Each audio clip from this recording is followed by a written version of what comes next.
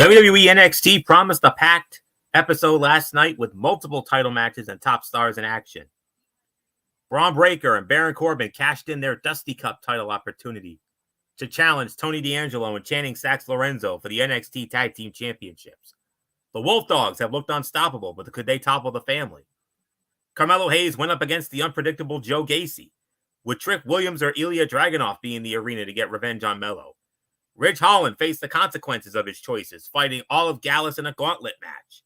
Oba Femi also spoke after his dominant win at Vengeance Day.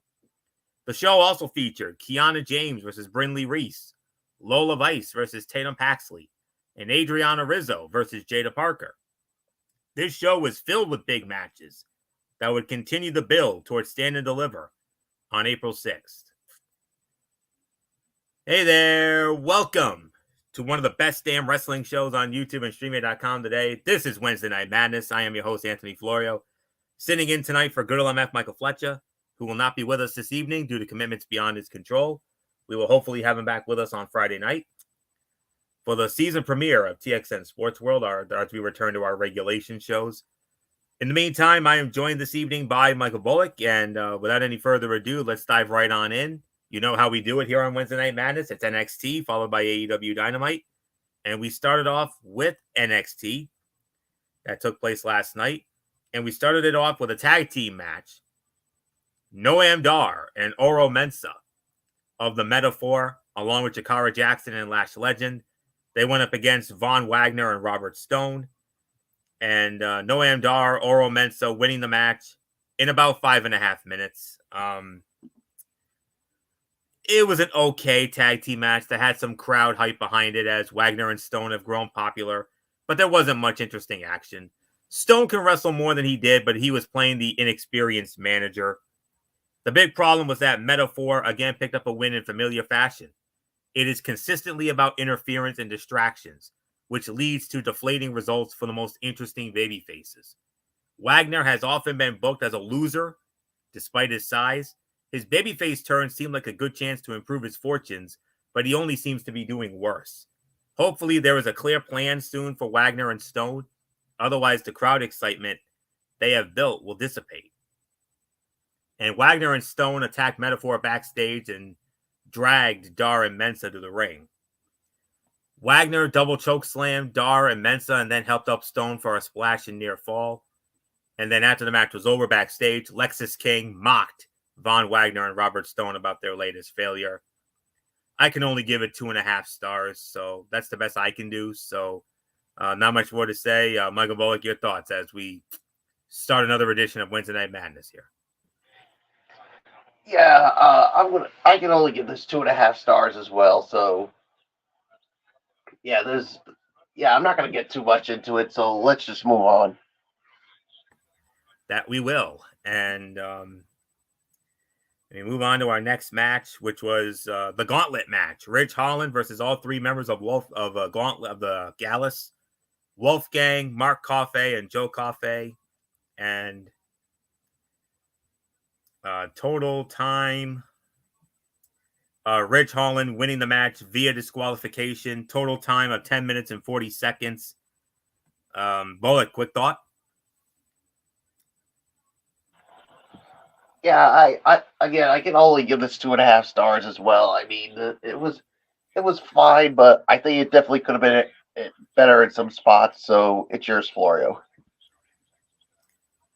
Ridge Holland is a good in-ring worker, especially with talent that plays to his physical strengths. His chemistry with Wolfgang and especially Mark Coffey was obvious. It is just a shame that the finish was so lame. This was a perfect chance to establish how dangerous Gallus can be, wearing down Ridge Holland until he could no longer compete. Instead, he technically defeated the entire group because they refused to work a match that favored them heavily.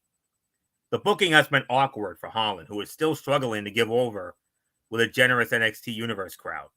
Hopefully, whoever steps in to help him can bring out more of his personality. The second referee was at ringside to ensure there was no Gallus interference. Holland seemed to realize that he can go overboard with his attack on Gallus after the officials got involved. So nothing really more to speak of here. So 2.5 for me. So we're not going to go further into it. Tatum Paxley squaring off against Lola Vice. And Lola Vice wins the match 3 minutes and 55 seconds. Yeah, this is where we're going to start getting into cutout territory here. I'll give a brief thought. It would have been nice to see a bit more from these two, but the story of this squash was executed well. Paxley fought extra hard once her champion arrived to watch this closely. However, Lyra Valkyria is going to need to help Tatum Paxley figure it out in order to start picking up wins. The two could become an interesting tag team if the women get a Dusty Classic started soon. Lola Vice looked good and showcased an impressive submission to her arsenal. With each performance, she seems to be showing more of her potential. This was about 1.5 to 2. We're not going to, dive on in. But next Tuesday night, Lyra Valkyria will defend the NXT Women's Championship against Shotzi. So that should be interesting. So see what happens there. Jada Parker squaring off against Adriana Rizzo was our next match.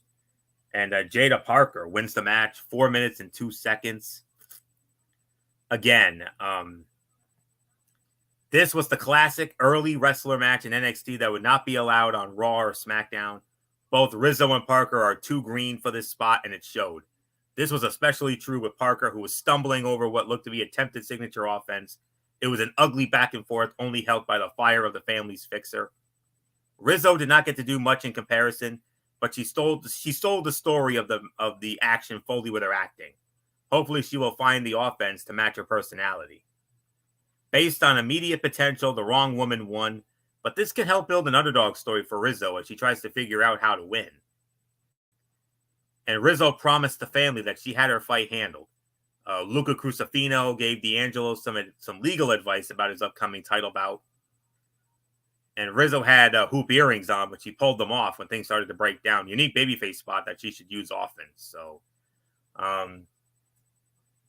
this was, I got to give this about 1.5, to be honest with you. I might be being generous on this. So, all right. We're definitely going to get into this one, though. Carmelo Hayes squaring off against Joe Gacy. Carmelo Hayes wins the match 12 minutes and 46 seconds. Fine match between good wrestlers who should have been better. The story was told poorly as Melo continued to work the same way he always has, rather than building up his heat with the fans. The problem was that Gacy continues to dominate his matches while working as a babyface. While he was the power wrestler in this dynamic, Melo needed to keep his momentum in his first heel bout in some time. The eccentricities of Gacy are getting over, though. The crowd is reacting most to him when he does weird things like smiling maniacally and using the underneath of the ring.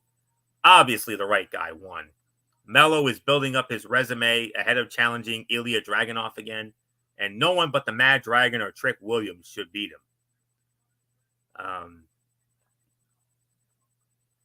There were multiple dueling chants for both men in the match, despite the supposed heat from Melo from the NXT universe. Melo mocked Gacy while pulling at his hair outside. Gacy was unfazed as he headbutted his opponent, rolled under the ring, and then blasted him with a tope suicida. After the finish, Dijak came out and beat down Gacy and put him in a straitjacket. I could give this about maybe 3 to 3.25. I think that's the best I could give this one. So, one of the few good matches of this show last night. So, not much more to say. Michael Bullock, your thoughts as Carmelo Hayes defeats Joe Gacy in 12:46.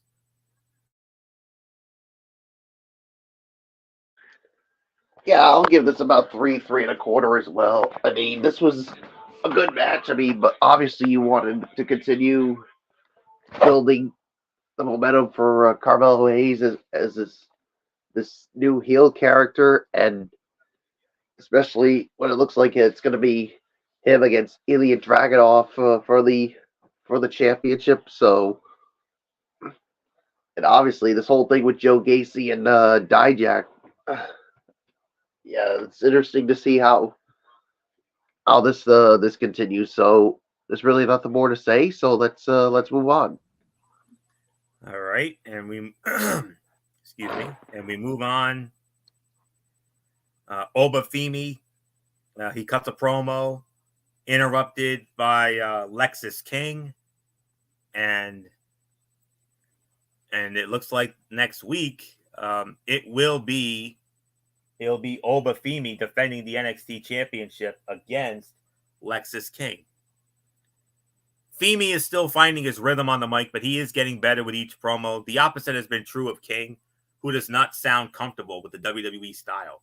This is not the most exciting title match follow-up for Femi, but it will be an interesting test, as he will be the crowd favorite for his defense next week.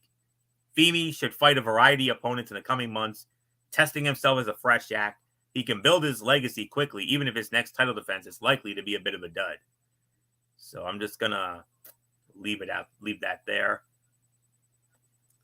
Kiana James squaring off against Brinley Reese. Kiana James wins the match 3 minutes and 10 seconds. Dud. Forgettable. In familiar NXT fashion, this was a squash where the loser did most of the work. Reese is a work in progress. She is figuring it out, but was out of her depth against Kiana James. However, combining her work here with her consistent promo work backstage, she has looked more poised and ready than most of her peers in the growing women's division. Kiana James needs to step up big soon because a fresh crop of women could pass her by if she does not do something special in the coming months. She should be considered in the title picture soon. This was a dud, so I'm not even going to waste any time on this. This was the worst fight of the night. We will damn sure address this, though. Main event of the evening, the NXT Tag Team Championships on the line. The champions, Tony D'Angelo, Channing Stacks, Lorenzo, the family, defending against the winners of the 2024 Dusty Cup, men's division of it, that is, the Wolf Dogs, Baron Corbin, Braun Breaker. Winners of the match in 12 minutes and 27 seconds, and new NXT Tag Team Champions, the Wolf Dogs, Baron Corbin and Braun Breaker. Michael Bullock, how about it? Braun Breaker, another championship moment for him. Baron Corbin, his first title win in years. I think the last time he held any kind of gold was when he was the United States Heavyweight Champion a number of years ago. What a moment for him. Yeah, it's been quite a long time since Baron Corbin's held the title.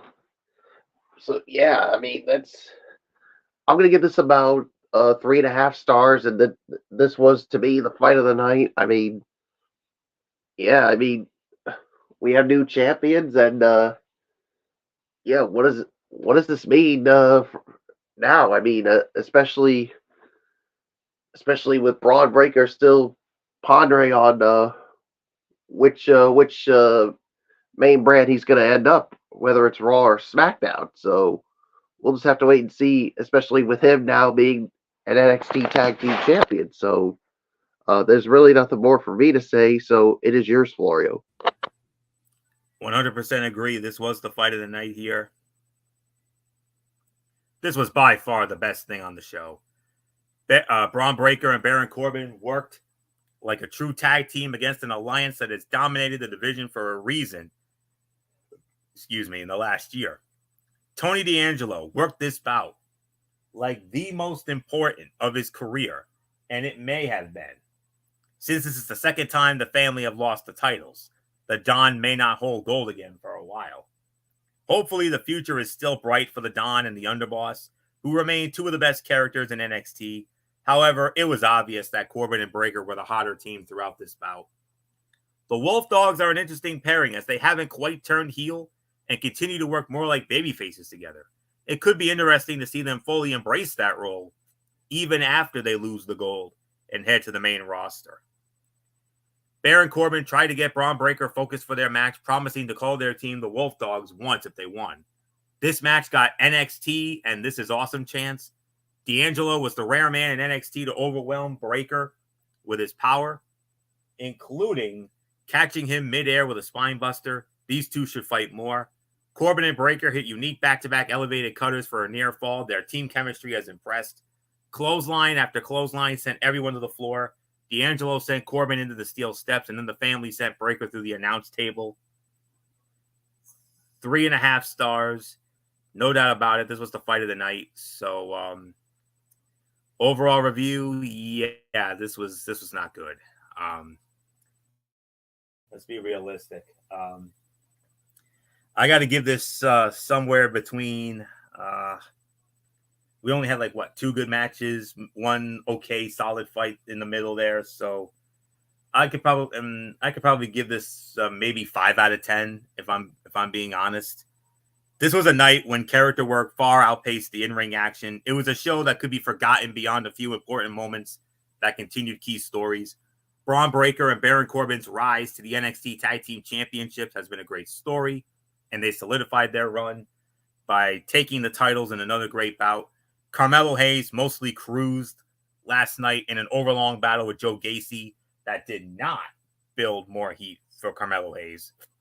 Tatum Paxley continues to put it together in the ring, but her breakout performance may still be months down the line. NXT also tested young stars in Adriana Rizzo, Jada Parker, and Brindley Reese, and all 3 are far from TV ready in the ring. The Metaphor storyline is approaching a wall and needs a fresh twist. Until then, Noam Dar matches just aren't landing anymore. Overall, NXT did not take the week off, but relied on talent who were not yet ready to take advantage of the spotlight. This shouldn't have been a down week, but it was through much of the 2-hour runtime. So that's really all I can say on this. So I could give this about, like I said, somewhere maybe 5 out of 10 at the absolute best. It was an in the middle kind of a show for me. So not much more to say. Michael Bullock, not a good showing from your brand last night, but hopefully this is a one-off thing, and hopefully they'll get it back together. Even though next week is a taped show, then that worries me a little bit.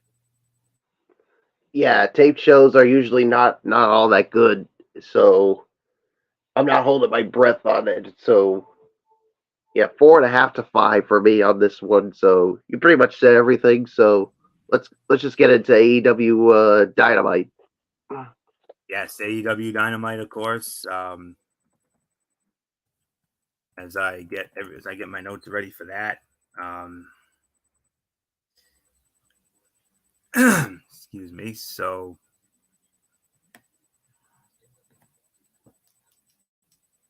okay, let me see. All right. There we go. Okay, I got it. Okay. The Valentine's Day edition of Dynamite had plenty of action.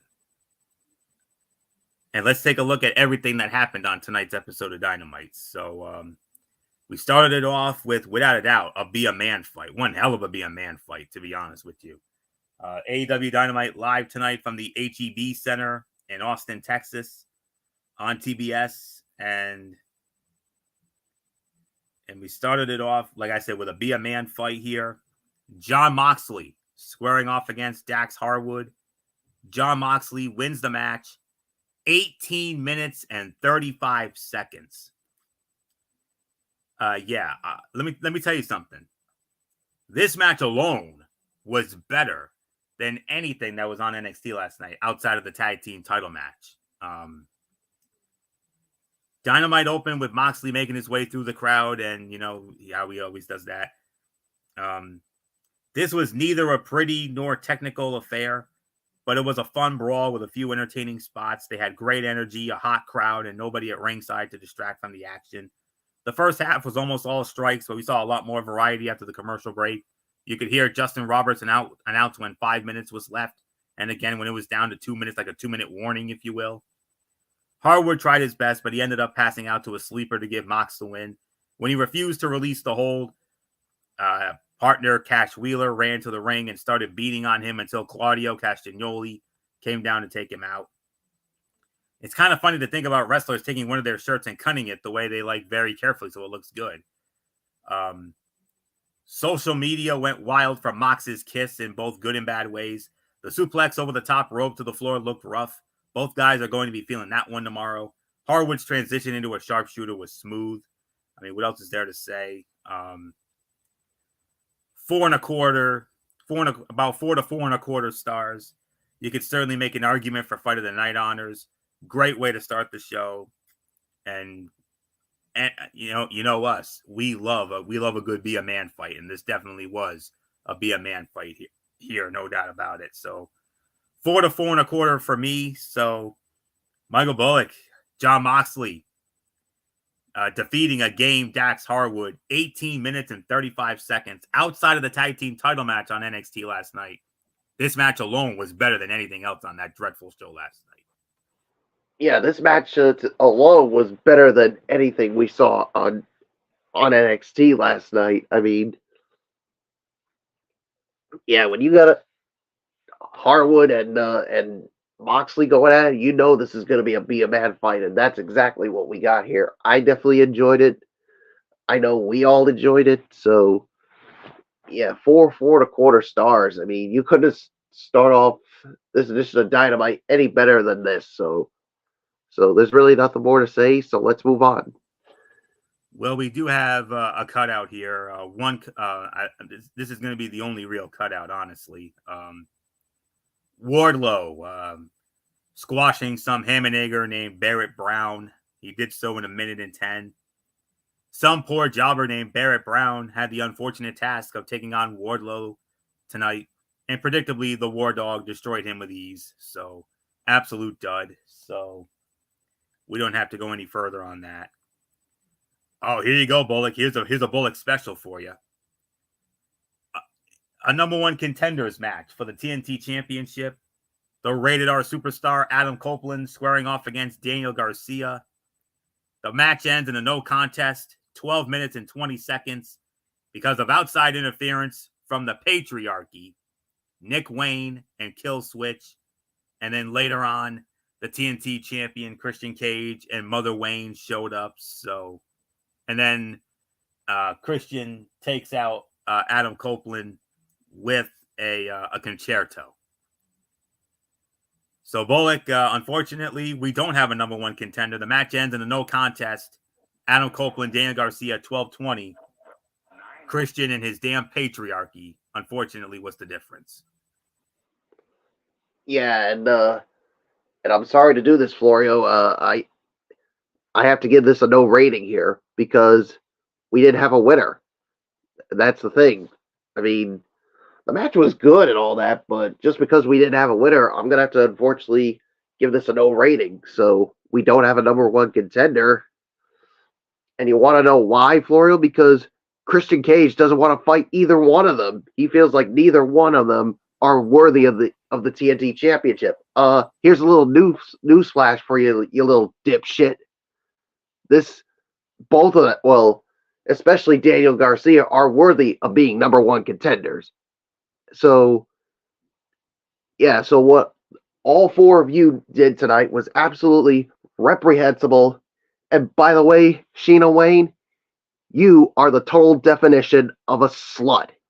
That's exactly who you are. And Kills, well, I don't know where I stand with him, but as far as I'm concerned, he's still Luchasaurus.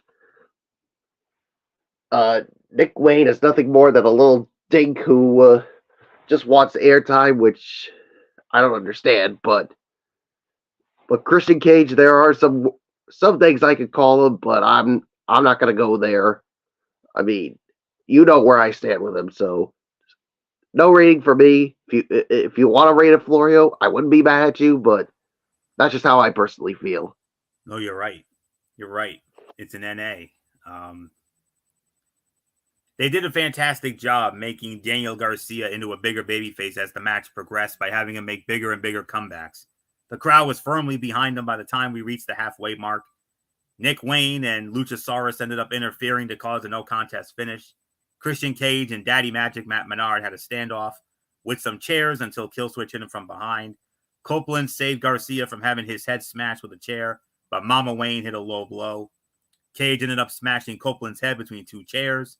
Concerto, obviously, before posing with the Patriarchy. It was almost hard to tell who got a bigger pop. That's how popular Daniel Garcia has gotten. And Garcia dancing while he was standing on Copeland's knees was a good moment. And Garcia's dragon screw leg whip from the middle rope looked great. Bullock is right. It is an NA. But if I had to give it a rating, I would have given it like 3 to 3.25. But it has to be it's going to have to be a no rating here. So Bullock nailed that one. Then we had another in-ring segment. AEW World Heavyweight Champion Samoa Joe, interrupted by Swerve Strickland and Hangman Adam Page. Typical hype promo. Of course, it obviously hyped up their big three-way match coming up at Revolution in a few weeks. So, fine, solid segment there, no doubt about that. So, we'll have to wait and see how that goes down. Then Toni Storm had another one of her movies. It was short and to the point, thank goodness. All right, and we move on to the Young Bucks, Matthew and Nicholas Jackson squaring off against Dante and Darius Martin, Top Flight. Young Bucks win the match in an even 13 minutes. Very good match here. The Bucks did a great job using a lot of classic heel tricks to get heat, but because they are the Young Bucks, they were still being cheered by some members of the crowd. This was exactly the fast-paced match you would expect out of these four men. Their previous encounter was more exciting, but this one told a better story because the Bucks were heels this time. After hitting a low blow, the Bucks finished off Darius with an EVP trigger for the win. Predictable, but helped continue the heel turn for Nick and Matt. Nick trying to wrestle with his hat on shouldn't be as funny as it is. And the way Dante and Darius slipped back into the ring before hitting a double slingshot cross body was awesome. I'm going to give this 3.5 stars. Another one of the top fights of the night for me, for sure. So nothing more to say here. Michael Bullock, your thoughts? Predictable outcome as the Young Bucks or Matthew and Nicholas Jackson defeating the Martin brothers, Top Flight, even 13 minutes. Yeah, 3.5 stars for me as well. I mean, this was a good match here, and you obviously need to continue the build for this new heel role for the Young Bucks. I mean, it's obvious it looks like they're going to be challenging Sting and Darby Allin at Revolution for the AEW World Tag Team titles, and I hate to say this, Florio, and I know there's going to be a lot of people who hate this, but I think the Young Bucks are going to dethrone Sting and Darby Allin and not give the Sting the final send off that he deserves. But and you know where I stand with this, Florio. It's a damn shame if it would come to that, because Sting is the absolute workhorse, not just, I mean, in all of professional wrestling. And for him to get a send off like that, if it does happen, it would be a damn shame for him to ride off into the sunset like that. So I know Fletch said everything last week that it's a business and all that, but I'm sorry, but I respectfully disagree with him. Sting deserves a better send off than that. So unfortunately, it is what it is. So it's yours, Florio. All right, let's move on to our next match. Willow Nightingale squaring off against Sky Blue. Willow Nightingale wins the match, 8 minutes and 50 seconds. Bullock, your quick thought.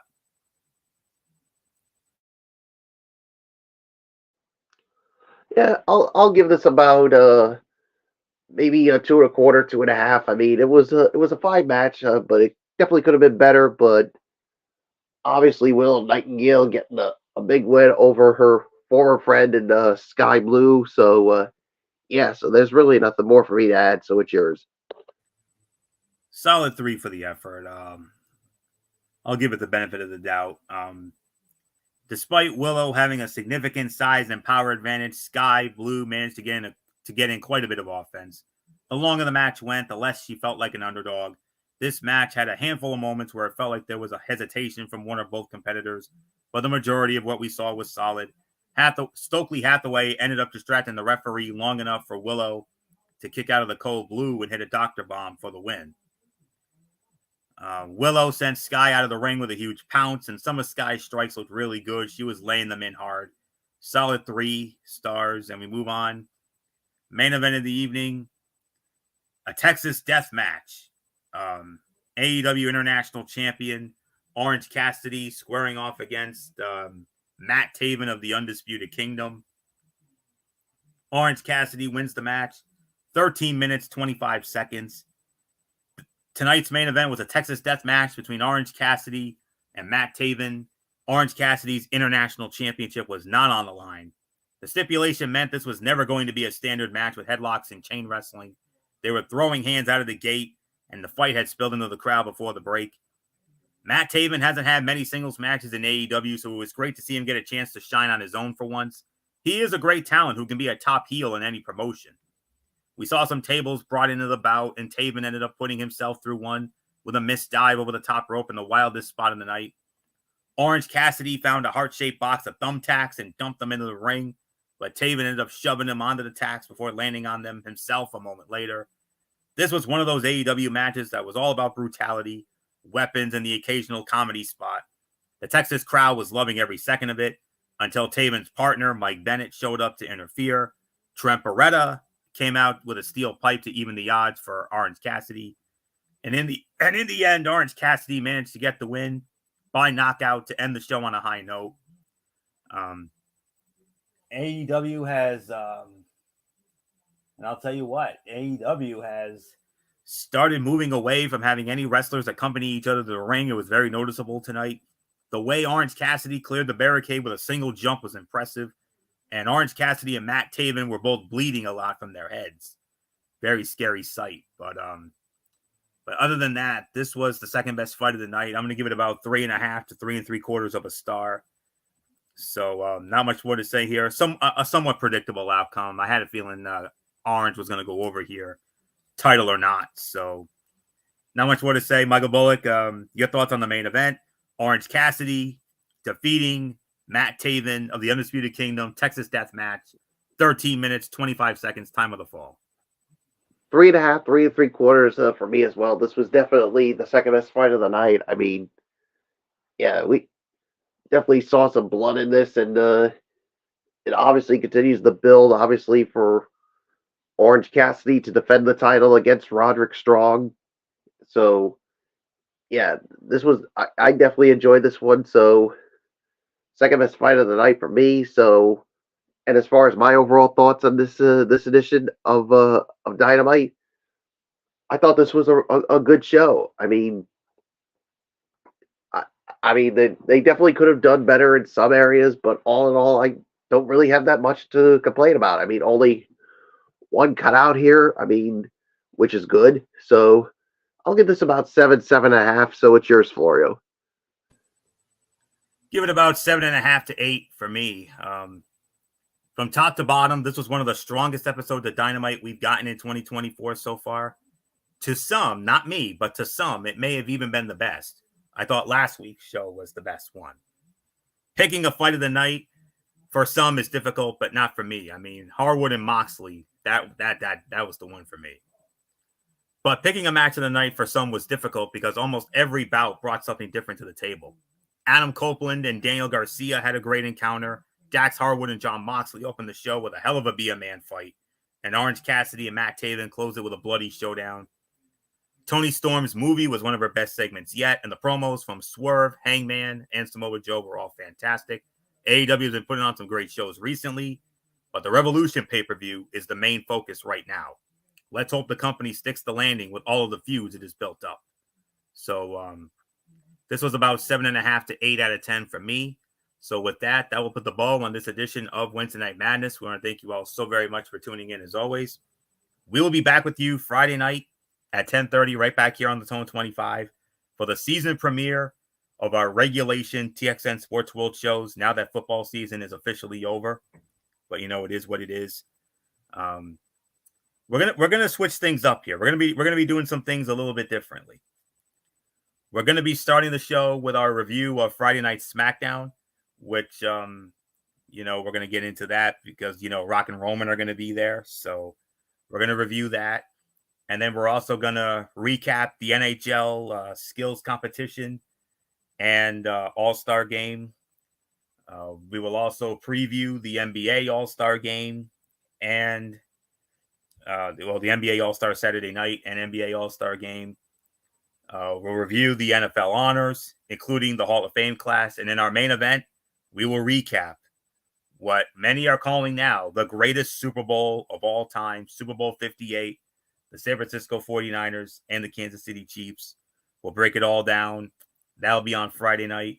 No show on Saturday because of the fact that there will not be AEW Collision. AEW Collision will not be on Saturday night due to the NBA All-Star Saturday night. So after Friday, we'll be back with you on Monday night, right back here on the Zone 25 for Ridiculously Raw, as it will be Elimination Chamber week, as it will be the go-home show for Monday Night Raw, Elimination Chamber. And in a special Tony's Take, I'm going to be previewing the TNA No Surrender special that will be going down on Impact Plus on Friday the 23rd. And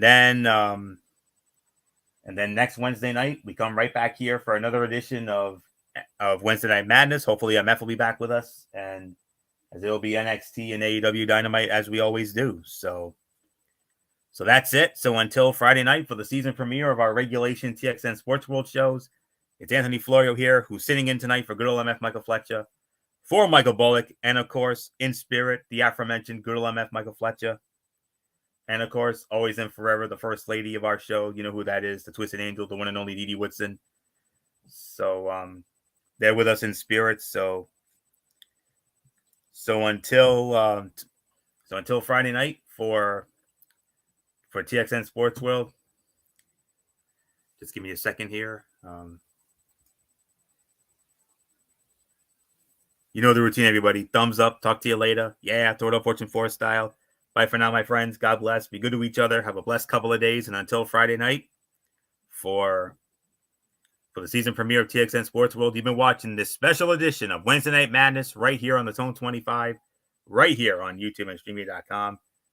And remember, my friends, no matter what anyone tells you beyond anything else, wrestling is indeed actually real. For everybody who has been a part of this one, for now, Anthony Florio, so long, and bye, everybody, bye.